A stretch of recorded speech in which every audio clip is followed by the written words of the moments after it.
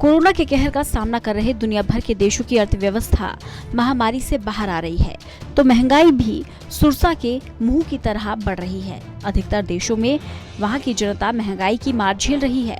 कई देशों में डिमांड के मुताबिक सामान नहीं मिल रहा।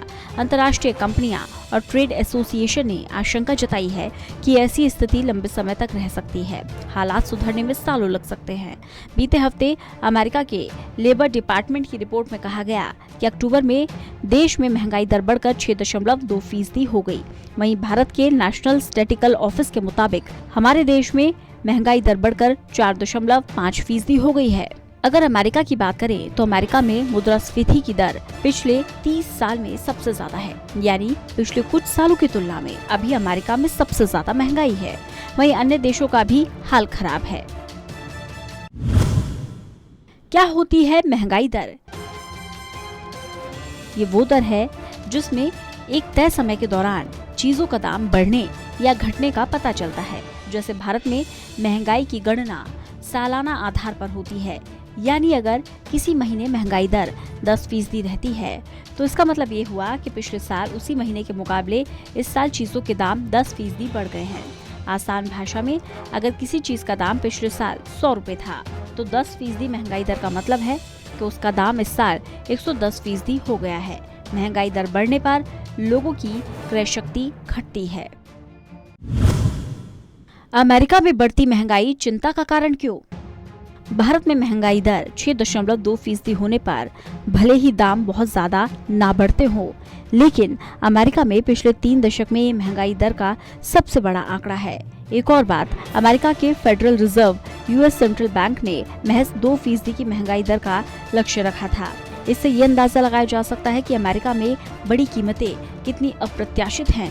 मई 2020 के बाद अमेरिका में हर महीने महंगाई दर तेजी से बढ़ रही है। अमेरिकी अर्थशास्त्री और पॉलिसी मेकर कोरोना की वजह से लंबी मंदी से बचने की कोशिशों पर काम कर रहे हैं। इसके बीच बढ़ती महंगाई ने सभी को चौंका दिया है। बढ़ती महंगाई की वजह क्या है? आमतौर पर महंगाई तब बढ़ती है जब या तो डिमांड बढ़े या फिर सप्लाई कम हो जाए। अमेरिका में बढ़ती महंगाई के पीछे दोनों ही वजह है। कोरोना के खिलाफ तेजी से वैक्सीनेशन होने की वजह से अमेरिका की इकोनॉमी तेजी से सुधरी है। उम्मीद से तेजी से हुए सुधार की वजह से डिमांड में तेजी आई है। इसके साथ ही सरकार के पैकेज की वजह से उपभोक्ताओं को भी राहत मिली है। कोरोना में जिन लोगों की नौकरी गई, उन्हें भी इस पैकेज ने काफी मदद की। इन सभी ने डिमांड को बढ़ाया है। डिमांड में इस रिकवरी के लिहाज से सप्लाई नहीं बढ़ सकी। डिमांड सप्लाई का ये गैप महंगाई बढ़ने की वजह से बन गया। कुछ एक्सपर्ट्स का मानना है कि कोरोना के दौर में की गई सरकारी मदद ने महंगाई की स्थिति को बिगाड़ने का काम किया है।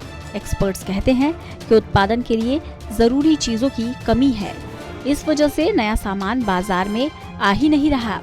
सामान की कमी के चलते कीमतें बढ़ रही हैं। कोरोना महामारी की वजह से 2020 में अमेरिका समेत पूरी दुनिया में लॉकडाउन जैसी स्थिति बनी।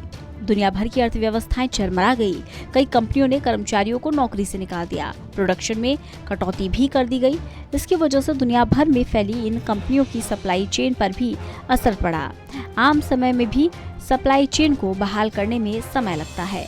कोरोना की वजह से लंबे समय से प्रभावित रही सप्लाई चेन के नॉर्मल होने में समय लग रहा है।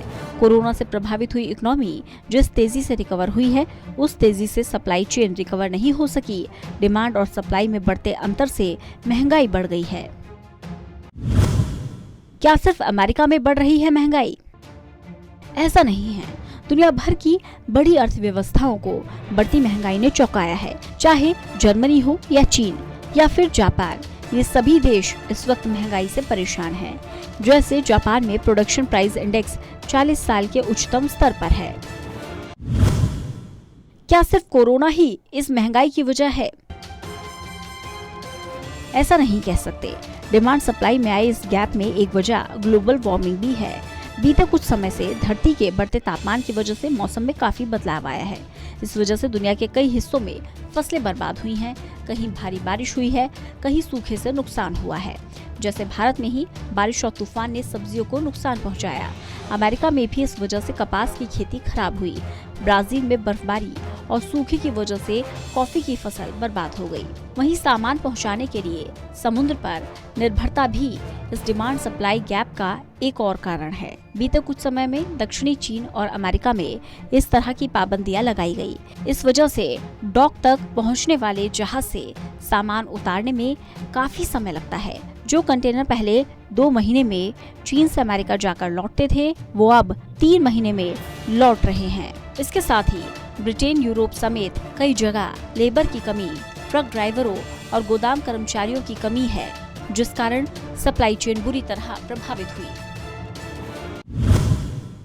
क्या भारत में भी महंगाई बढ़ रही है?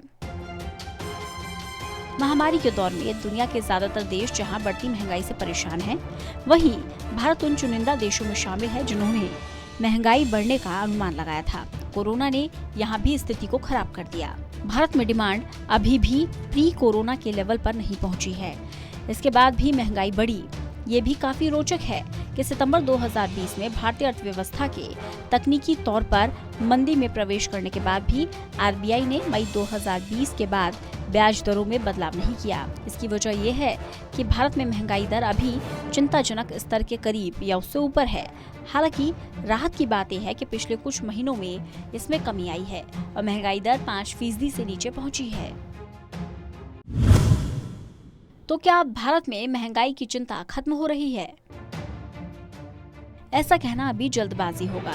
भारत में महंगाई दर अभी भी ज्यादा है क्योंकि डिमांड अभी भी पुराने स्तर पर नहीं पहुंची है। ऐसे में डिमांड बढ़ने पर इसके और बढ़ने का खतरा है।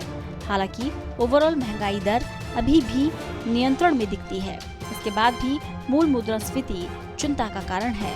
मूल मुद्रास्फीति दर वो महंगाई दर जिसमें हम खाने की चीजों और ईंधन के दामों को नजरअंदाज कर देते हैं। आमतौर पर खाने पीने की चीजों और ईंधन के दाम बहुत ज्यादा तेजी से घटते बढ़ते हैं। भारत में इस वक्त मूल मुद्रास्फीति की दर 6% से ज्यादा है। दुनिया भर में बढ़ती महंगाई के कारण भारत में हालात और बिगड़ने की आशंका है। दूसरे देश की महंगाई से भारत पर क्या होगा असर?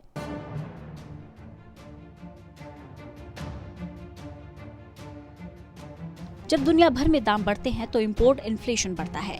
आसान भाषा में कहें तो विदेशों से आने वाली हर चीज महंगी हो जाती है। इसके साथ ही अमेरिका जैसे देशों में महंगाई बढ़ने पर वहां का सेंट्रल बैंक मौद्रिक नीति पर पुनर्विचार कर सकता है।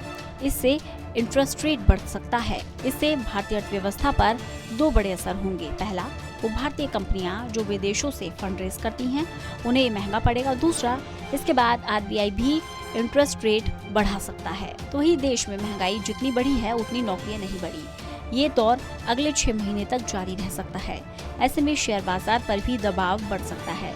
शेयर बाजार में तेजी का नया दौर जनवरी के बाद लौटने की उम्मीद है क्योंकि लोग अब सोने और क्रिप्टो करेंसी में तेजी से पैसा लगा रहे हैं। बहरहाल सरकार ने लोगों को थोड़ी राहत देने का काम किया है। पेट्रोल और डीजल से टैक्स घटाया गया है जिससे आम जनता को राहत जरूर मिली है। Special desk, total news.